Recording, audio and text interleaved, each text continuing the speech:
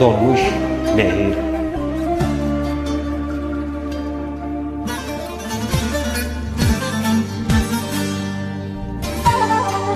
Bir ses geliyor derinlerde, ne rüzgarlar ne de dalgalar. Duydum en içimde bir ateş düşer anla. Sanki donmuş bir nehir buzla çözülüyor. Her bir kelimeden bin tomurcuk yeşili. Sana o ilk bahar gibi dokundu kışıma. Üşüyen ellerimde bir cennet akışını. Gözlerim kapanır da o an seni düşünsem.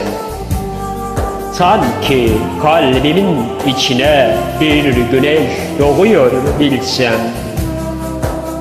Yüreğimde bir ezik adı konulmuş gizli. Seninle başlayan her an bin ömür bedel izli.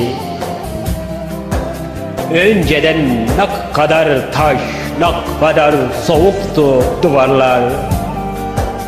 Sen geldin ya, şimdi her yanım ışık, her yer bahar var.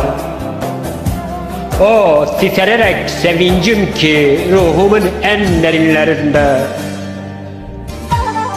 Sessizliğin çığlığı seninle her an, her dinde. Eskiden yalnızlık bir gölge gibi peşimde.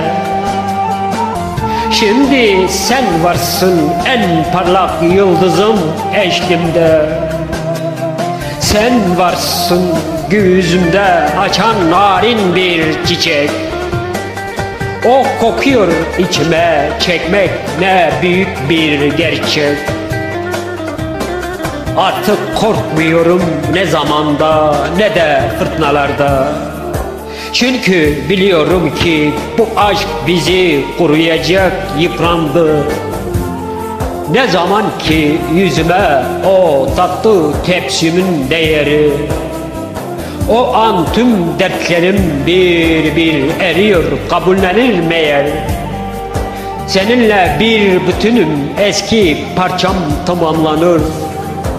Bu aşkın ateşiyle en soğuk kışım bile canlanır. Öyle bir dokunuşun ki bu neden yalandan. Ruhumun en gizli köşesi sana teslim olandan. İşte bu yüzden dinlediğimde sesini her defa tüylerim diken diken olur içime huzurla sap. Sen benim sonsuzluğum, en tatlı, en büyük sırrı. Bırak bu hissi sonsuz kalbimde böylece ısırsın. Sen benim sonsuzluğum, en tatlı, en büyük sırrı. Bırak bu his sonsuz kalbimde böylece ısırsın.